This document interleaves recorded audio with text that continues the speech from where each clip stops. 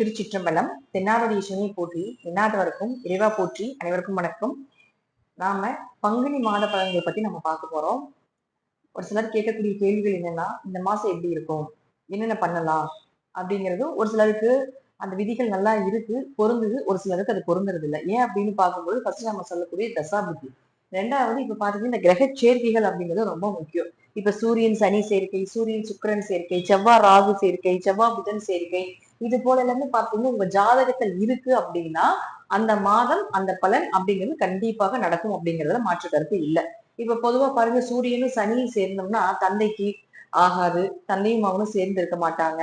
அதே போல பாருங்க, இதே ஆண் ஜாதகமா இருந்துன்னு வச்சுக்கோங்களேன், பூர்வீக சொத்துக்களை பிரச்சனையாகும், பித்ரு தோஷங்களை சொல்லுவோம்.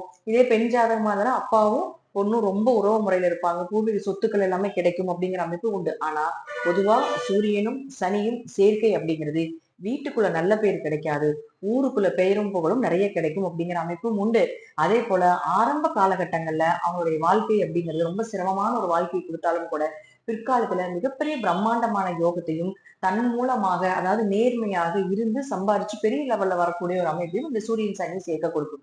அதே போல சூரியனும் சுக்கிரனும் சேர்க்குதுன்னு வச்சுக்கோங்களேன், ஆடம்பர வாழ்க்கை, கலைத்துறையில இன்ட்ரெஸ்டா இருக்கிறது, துணி சம்பந்தப்பட்ட துறைகள்ல பாத்துட்டீங்கன்னா நல்ல வளர்ச்சியை கொடுக்கிறது.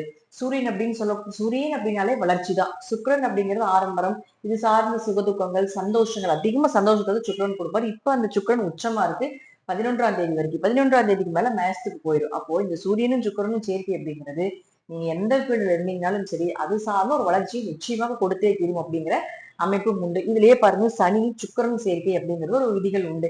உங்க ஜாதத்துல சனியும் சுக்கிரனும் சேர்ந்து இருக்குது அப்படின்னா இது பண பலத்தை கொடுக்கக்கூடிய ஒரு கிரக சேர்க்கை. தொழில்ல நியாயம் நேர்மையும் கடைபிடிக்கக்கூடியவர்களாக இருப்பாங்க. அதே போல தொழில் ரீதியாக பொறுமையா இருந்தாலும் பெரிய லெவல்ல வரக்கூடிய ஒரு அமைப்பை நிச்சயமாக ஏற்படுத்தி கொடுக்கும். பெரிய பணப்புழக்கம் உள்ள ஒரு அமைப்பு அப்படிங்கிறது இந்த சுக்கிரனும் சனியும் சேர்ந்திருக்கக்கூடிய ஒரு அமைப்பு. அப்போ சொந்த தொழில் பண்ணக்கூடிய அமைப்பு எல்லாமே பாத்துட்டீங்கன்னா இந்த ஜாதகத்துல சனியும் சுக்கிரனும் சேர்ந்திருக்கக்கூடியவர்களுக்கு நிச்சயமாக இருக்கும். அதே போல தொழில நல்ல பொறுமையாகவும், தொழில லேட்டா ஆனாலும் பரவாயில்ல, நேர்த்தியா நல்ல ப்ராடக்ட் கொடுக்கறது எல்லாமே பாத்துட்டீங்கன்னா, ஏன்னா சனி அப்படின்னு சொல்லக்கூடிய உண்மைக்கும் உழைப்புக்கும் பெயர் போனவர். அப்போ சுக்கிரனோட அது சேரும் பொழுது அந்த தொழிலாக இருந்தாலும் சரி, பழக்க வழக்கங்களாக இருந்தாலும் சரி, உண்மைத்தன்மை கொண்டவராக இருப்பாங்க அப்படிங்கிற அமைப்புமே உண்டு. அடுத்தது செவ்வாய் ராகு சேர்க்கை. செவ்வாய் ராகு சேர்க்கை ஒரு பெண் ஜாதகத்தில் இருந்தால் அது மாங்கல்ய தோஷம். ஆண் ஜாதகத்தில் இருந்தால் கண்டிப்பாக ஒரு அடிபடுறது, ஆபரேஷன் பண்றது, ஆக்சிடென்ட் ஆகுறது, துர்மரணங்கள் நடக்கிறது குடும்பத்துல, இது போல விஷயங்கள் எல்லாமே கண்டிப்பா இருந்திருக்கும். அப்போ செவ்வாய் ராகு ஒரு ஜாதகத்துல சேர்ந்து இருக்கு அப்படின்னா முழுக்க முழுக்க பாத்துட்டீங்கன்னா அவங்க குடும்பத்துல கொஞ்சம் பித்ருதோஷங்களோட சேர்ந்து பங்காளி உறவுகள் மூலமாக பரம்பரை தோஷமாக இது உருவெடுக்கும் அப்படிங்கிற அமைப்பும் உண்டு. அதே போல உங்களுக்கு பாத்தீங்கன்னா புதன் செவ்வாய் சேர்க்கையும் உங்க ஜாதத்துல இருக்கான்னு பாருங்க. புதனும் செவ்வாய் உங்க ஜாதத்துல சேர்ந்திருக்கு அப்படின்னா பினான்சியல் லெவல்ல நல்ல லெவல்ல இருப்பாங்க. தொழிலாக இருந்தாலும் சரி, குடும்பத்தை கரெக்டா மேனேஜ்மெண்ட் கொண்டு போறதாக இருந்தாலும் சரி, எதுலையுமே கொஞ்சம் ஸ்பீடா செஞ்சு அதை அதனுடைய லைஃபை என்ஜாய் பண்ணக்கூடியவங்களா இருப்பாங்க. எந்த தொழிலுக்கு போனாலும் சிறிய காலகட்டங்களிலேயே உயர் பதவிக்கு வரக்கூடியவர்கள். அதுவும் புதன் அப்படின்னு சொல்லக்கூடிய படிப்புன்னு சொல்றோம். தன்னுடைய படிப்பாலையும் தன்னுடைய அறிவாலையும் சீக்கிரமா வளர்ச்சி அடையக்கூடிய ஒரு சேர்க்கை அப்படிங்கிற அமைப்பும் உண்டு. இந்த புதன் செவ்வாய் சேர்க்கை பினான்சியல் லெவல்ல வீடு, மனை, சொத்து, சுகங்கள் இது எல்லாத்துலயுமே பாத்துட்டீங்கன்னா பெரிய லெவல்ல வச்சிருக்கக்கூடிய ஒரு அமைப்பு அப்படிங்கிறது உண்டு. இது உங்க ஜாதகத்துல இருக்குது அப்படின்னா இந்த மாசம் இந்த சேர்க்கை சேரும் பொழுது இதெல்லாம் உங்களுக்கு வேலை செய்யும். தசாபுத்தி நல்லா இருந்துன்னு வச்சுக்கோங்களேன், நான் சொல்றதை விட இனிமே நல்லா நடக்கிறதுக்கான வாய்ப்புகளும் உண்டு. அப்போ ஒரு ஜாதகத்துல கிரக சேர்க்கைகள் அப்படிங்கிறது மாத பலன்கள்ல ரொம்ப முக்கியம் அப்படிங்கறத நம்ம எடுத்துக்கணும். இப்போ ஒவ்வொரு ராசிக்கும் இந்த கிரக சேர்க்கைகள் என்ன பண்ணும் அப்படிங்கிறத நாம முழுமையாக பார்க்கலாம். கும்ப ராசிக்கு உண்டான பங்குனி மாத பலன்களை பத்தி பார்க்கலாம். கும்ப ராசி, அப்பாடா எங்களை வாக்கிய முறை, திருக்கணித முறை அப்படி இப்படின்னு போட்டு புரட்டிட்டு இருந்த ஜென்மசனி 2 முறையிலுமே விலகிட்டார் அப்படிங்கிற ஒரு மன சந்தோஷத்தை நீங்க ஏற்படுத்திக்கலாம். இனி வரக்கூடிய காலகட்டங்கள்ல இப்ப உங்களுக்கு சிலையா பண்ணி உருவேத்தி உட்கார வச்சிருக்காரு. இனிதான் கொஞ்சம் வழிகள் கிடைக்கும், ஒரு வெளிச்சம் கிடைக்கும், அடுத்த கட்டத்துக்கு உண்டான பயணங்கள் நடக்கும், நிறைய அனுபவங்களை கொடுத்திருப்பார். அந்த அனுபவத்துக்கு மூலமாக உங்களுக்கு ஒரு நல்ல வழி அப்படிங்கிறது நிச்சயமா இந்த சனி பகவான் மூலமாக கிடைக்கும் அப்படிங்கிற அமைப்பு உண்டு. இந்த மாசம் பாத்துட்டீங்கன்னா எல்லா கிரகங்களுமே உங்க ராசி அடுத்தது 2ஆம் இடம். அதிக கிரகங்கள் இங்கதான் உட்கார்ந்துருக்கு. 6 கிரகங்களும் உங்களுக்கு ராசி அடுத்தது 2ஆம் இடம் அப்படின்னு சொல்லக்கூடிய இடத்துல தனஸ்தானம் சொல்ற 2ஆம் இடத்து, அதுவே குடும்பஸ்தானம். அந்த இடத்துல இருக்கு. அப்போ ராசி அப்படிங்கிறது இங்க சந்திரன் இருப்பார். அப்ப சந்திரன் ராகு சேர்க்கை இந்த மாசம் கொஞ்சம் குழப்பமா தான் இருக்கும், ரொம்ப டிப்ரெஷனா தான் இருக்கும். அதே போல பாத்தீங்கன்னா இந்த வருஷம் முழுவதுமே இருக்கிறதுக்கு அமைப்பு இருந்தாலும் கூட கூட புதனும் செவ்வாயும் சேர்ந்து இருக்காங்க இல்லையா? அப்போ செவ்வாய் அப்படின்னு சொல்லக்கூடியவர் தொழில்காரக நிலையா, உங்களுக்கு தொழில் வேணும், தொழில் ரீதியாக வளர்ச்சி இருக்கணும் அப்படின்னா நீங்க செவ்வாயத்தான் வழிபாடு பண்ணணும். உங்களுடைய முயற்சிகள் எல்லாமே கை கூடணும். நீங்க நடக்கக்கூடிய எல்லா விஷயங்களுமே உங்களுக்கு வெற்றி ஆகணும். ஒரு போட்டி தேர்வு எழுதுறீங்க, ஒரு போட்டி போடுறீங்க, எகெயின்ஸ்டா ஏதாவது உங்களுக்கு நடக்குது அப்படின்னா அதுல ஜெயிக்கணும்னா உங்களுக்கு செவ்வாயினுடைய அனுகிரகம் நிறைய வேணும். அப்ப செவ்வாய் இப்ப உங்க ராசிக்குள்ள இருக்காரு. இப்பதான் ஃபோர்ஸ் அதிகமாகும். ராகுவோட சேர்ந்து இருக்கப்பதான் வெறி பிடிச்ச மாதிரி இருப்பாங்க எல்லாம். கும்பம் எல்லாம் பாத்துட்டீங்கன்னா கோவம் வரும். சின்ன விஷயம் சொன்னாலும் பெரிய அளவுக்கு மனசுல காயங்கள் அதிகமாயிரும், மனவலி ரொம்ப ஜாஸ்தியா இருக்கும். முதல்ல பெரிய பெரிய சண்டையெல்லாம் வந்திருக்கும். ஆனா ஆனா அது பெருசா மனசுல உங்களுக்கு வலிகளை கொடுக்காது. இப்ப ஒரு சின்ன சண்டை, சின்ன வாக்குவாதம், சின்னதா உங்களை பத்தி பேசியிருப்பாங்க. ஆனா அதுல உங்களுக்கு வெறி பிடிச்ச மாதிரி ஆகி நம்ம ஜெயிக்கணும் அப்படிங்கிற ஒரு வெற்றி, ஒரு எப்படி சொல்றது, ஒரு மனசுக்குள்ள பாத்துட்டீங்கன்னா ஒரு வெறித்தனம் அப்படிங்கிறது வந்துடும். சோ இதெல்லாம் ஒரு கிரகங்கள் உங்களை வழி நடத்துவதற்கும் உங்களை ஸ்ட்ராங் ஆகிறதுக்கும் பண்ணக்கூடிய ஒரு விஷயங்கள் தான். அப்ப செவ்வாறாகு சேர்க்கை இப்போ இருக்கு அப்படின்னா கண்டிப்பாக உங்களை வண்டி வாகனத்துல போயிட்டு வரும்போது கொஞ்சம் கவனமா இருக்கணும். இரவு நேர பயணத்துல கொஞ்சம் கவனமாக இருக்கணும். கூட பிறந்த அதுவும் இளைய சகோதரர்கள்ட்ட ரொம்ப ரொம்ப ரொம்ப ரொம்ப கவனமா இருக்கணும். செவ்வாய் அப்படின்னு சொல்லக்கூடிய உங்களுக்கு இளைய சகோதரனையும் சொல்லக்கூடிய ஒரு இடம். அதே போல பாத்தீங்கன்னா மாமியாரை சொல்லக்கூடிய இடம் செவ்வாய் தான். அப்போ இது 2 கிரகமே உங்களுக்கு ராசிக்குள்ள ராகுவோடு இருக்கும்போது இவங்கள் மூலமாக கூட உங்களுக்கு மனக்கசப்புகள் வழிகள் வர்றதுக்கு வாய்ப்புகள் உண்டு. சோ இருக்கிறதா இது கிரகங்கள் மாற மாற மாற மாற நேரங்காலங்கள் காலங்கள் போக போக அது கடந்து போயிடும் அப்படிங்கிறத நம்ம எடுத்துக்கணும். சோ இதெல்லாம் தெரிஞ்சுக்கிறதுக்கான ஒரு வாய்ப்புகளை இந்த கிரகங்கள் கொடுக்கும் அப்படிங்கிறத நம்ம எடுத்துக்கணும். கூட புதன் இருக்காரு. அப்ப புதன் யார்? உங்க ராசிக்கு 5 மற்றும் 8ஆம் அதிபதி. ராசிக்குள்ள இருக்கும்போது கண்டங்கள் விலகும், திடீர் வருமானங்கள், திடீர் அதிர்ஷ்டங்கள், திடீர்ல தொழில வளர்ச்சியை கொடுக்கறது இதெல்லாம் ஏற்படுத்தி கொடுத்து விடுவார். ஒரு பணம் கொடுத்துட்டீங்க, எனக்கு அது திரும்ப வரவே வராது அப்படின்னு ஒரு அவநம்பிக்கை உங்களுக்கு இருந்தாலும் கூட அந்த இடத்த குரு பார்க்கிறதா இந்த காலகட்டங்கள் அதை கொஞ்சம் மூவ் பண்ணீங்கன்னா அந்த பணம் எல்லாமே வர்றதுக்குண்டான ஒரு வாய்ப்புகளை நிச்சயமாக ஏற்படுத்தி கொடுப்பாரு. அப்ப 5ஆம் அதிபதி உங்களுக்கு புதனாகி ராசிக்குள்ள இருந்து செவ்வாயோடு இருக்கும் பொழுது குழந்தை அதாவது நிறைய கேட்பாங்க, மேடம் எங்களுக்கு குழந்தையே இல்லை, குழந்தை நாங்க ட்ரீட்மெண்ட் பண்ணி எடுக்கலான் இருக்கோம், ஸோ ஐவிஎஃப் மூலமா எடுக்கலாம், நிறைய விஷயங்கள் இருக்கு இல்லையா? ஸோ இதுக்கெல்லாம் எங்களுக்கு ஒரு நல்ல பீரியட் கிடைக்குமா அப்படின்னா இந்த பீரியட் உங்களுக்கு நல்ல பீரியட். ராகு அப்படின்னு சொல்லக்கூடியவர் ஆபரேஷன் பண்ணக்கூடியவர், செவ்வாய் அப்படின்னு சொல்லக்கூடியவர் ஆபரேஷன் தையல் எல்லாத்துக்குமே இந்த ராகு செவ்வாய் சேர்க்கதா. அதே போல பாத்துட்டீங்கன்னா செவ்வாய் அப்படிங்கிறதும் ஓரளவுக்கு உங்களுக்கு விந்தணுக்களை சொல்லக்கூடியவரும் அவரே, சுக்கிரனும் உங்களுக்கு விந்தணுக்களை சொல்லக்கூடியவரே தான். ஒயிட் பிளட் செல் நம்ம சொல்லுவோம், இது ரெட் பிளட் செல்னு சொல்லுவோம் செவ்வாயை.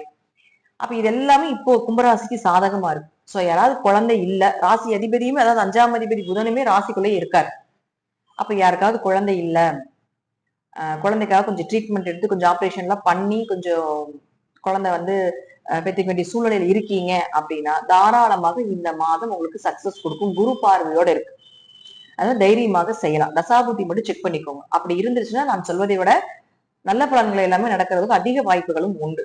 சோ குழந்தை சார்ந்த விஷயம் சரிங்க, எங்களுக்கு குழந்தை எல்லாம் இருக்கு, இந்த கிரகச்சேர்க்கை என்ன பண்ணும் அப்படின்னு பாத்தீங்கன்னா குழந்தை இருக்கு, கூட ராகு செவ்வாய் சேர்க்கை, குழந்தை வெளிநாட்டுல படிக்க வைக்கிறதுக்கு வாய்ப்புகள் கிடைக்கும். குழந்தையோட நீங்க குழந்தைங்க வெளிநாட்டுல இருக்காங்க, நீங்க வெளிநாடு போறதுக்குண்டான வாய்ப்புகள் கிடைக்கும். அதே போல பாத்துட்டீங்கன்னா குழந்தைக்கு ஒரு நல்ல வேலை இருக்கு, இன்னும் உயர் பதவிகள் கிடைக்கும். அதுக்கெல்லாம் இந்த கிரகச்சேர்க்கைகள் அவ்வளவு சிறப்பா இருக்கும். சாதாரண போஸ்டிங் எங்க குழந்தைகள் இருக்காங்க, நல்ல உயர் பதவிகள் கிடைக்குமா? கும்பராசிக்காரங்களுடைய குழந்தைகளுக்கு உயர் பதவிகள் கிடைப்பதற்கான ஒரு வாய்ப்புகளையும் ஏற்படுத்தி கொடுப்பார். சோ அதுக்கு அவங்க ஜாதகத்திலேயே அந்த உயர் பதவி ஒரு குறிப்பிட்ட காலத்துக்குள்ள கிடைக்கும் அப்படிங்கிறது இருக்கும். அப்படி இருந்ததுன்னா இந்த சேர்க்கை அப்படிங்கிறது அந்த பீரியட் கரெக்டா இருந்ததுன்னா கண்டிப்பாக அது நிச்சயமாக உங்க ஜாதகம் மூலமாக அவருக்கு நடக்கும் அப்படிங்கிறதுல மாற்று கருத்து இல்லை. 2ஆம் இடத்துல போய் சனியும் சுக்கிரனும் சேர்ந்து இருக்குது, ராசி அதிபதியோட சுக்கிரன் உச்சமாகுது. இதை விட பெரிய ஒரு அமைப்பு என்ன? தனஸ்தானத்துல அப்ப பணவரவு, பொருளாதார வளர்ச்சி, பேச்சுக்கு மரியாதை கொடுக்கறது. எங்கீங்க பேச்சுக்கு மரியாதை கொடுக்குறாங்க? 7.5 சனி எப்ப வந்தது அன்னையில இருந்து நம்ம தூக்கி கொடுத்தா முடிக்கிறாங்க. அப்ப இருந்தே பாத்துட்டீங்கன்னா நமக்கு அவமானம் தான், தலை குனிவுதா, சொல்றது யாரு கேட்கறத?